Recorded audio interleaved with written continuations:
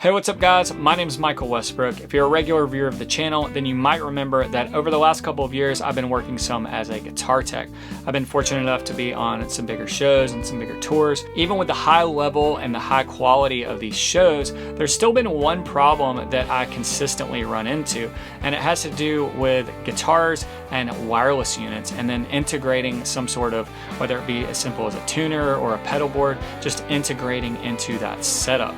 For whatever reason, there hasn't been a great solution, or not a common solution that works well and easily, and that I consider ideal. That's part of the reason today I am super excited to talk about a brand new product from Pinstripe Pedals called the WRLS. This allows you to integrate tuners or a pedal board into a wireless setup that you commonly find in these types of environments, in pro audio type settings. Now, the other reason why I'm really excited about the WRLS is because I had just the smallest, tiniest hand in helping it come about. When I kept running into this issue time and time again, I approached Charlie from Pinstripe.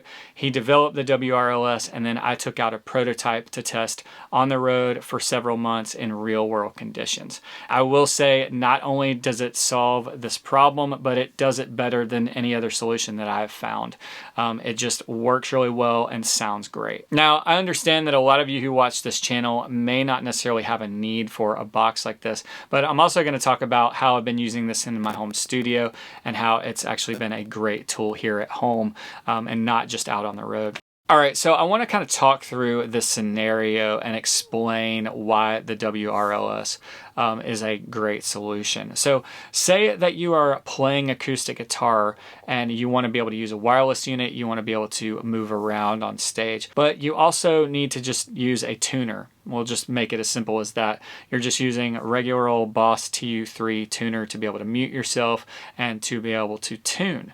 Now, the downside with the wireless setup is, especially in these bigger shows, the wireless receiver is going to be generally stored off stage in a rack full of a lot of other wireless.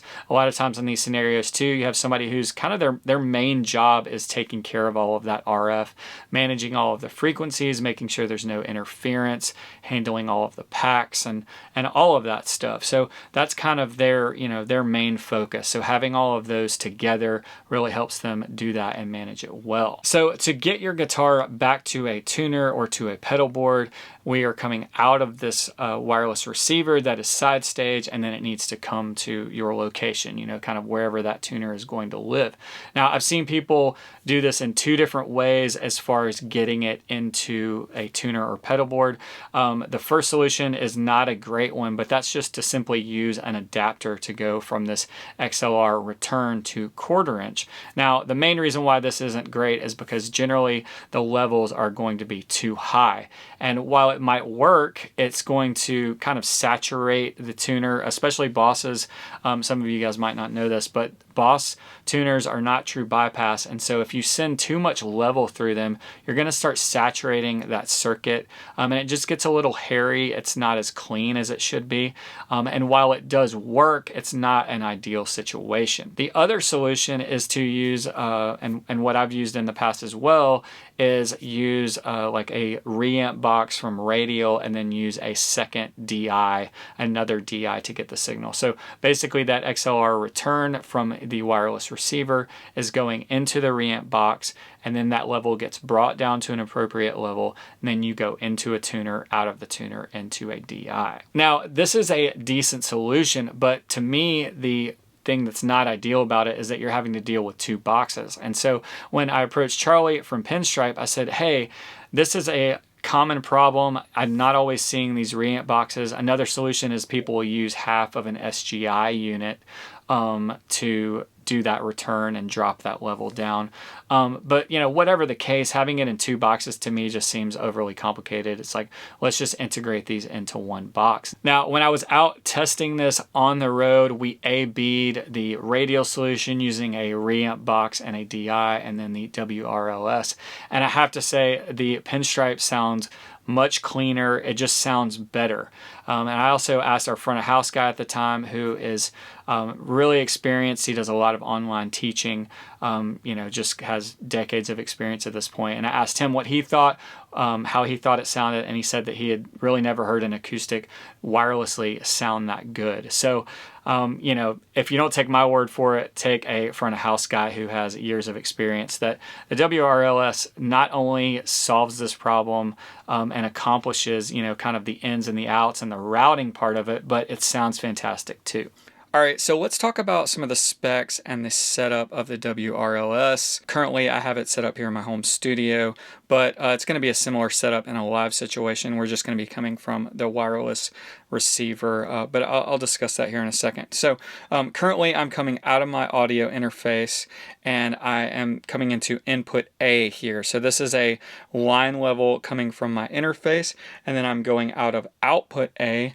That is going into the input of this chorus pedal from Walrus Audio. In a live setting, this would be coming from the wireless receiver, and then I would be going into whatever I wanted to go into. So a lot of times for me, most often it's a tuner of some sort for an acoustic, or again, it could go into a pedal board or whatever you need to kind of interface with your wireless guitar. So from the chorus pedal, I'm going from the output of that, and then I'm going into input B, and then that is coming from out of output B back into my audio interface.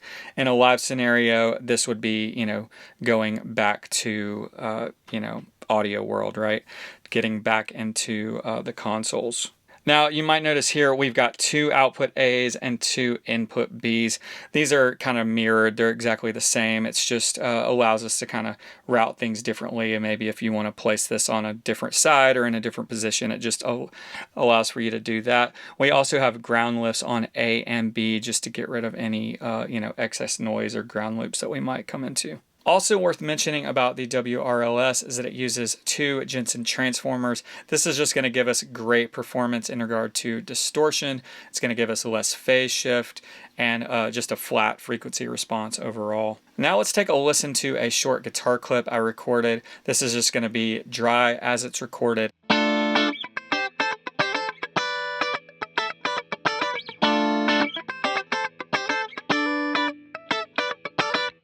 All right, so now I'm going to route it so that it is coming out of my audio interface through the WRLS, through this chorus pedal, and then back in to record it as a new affected sound.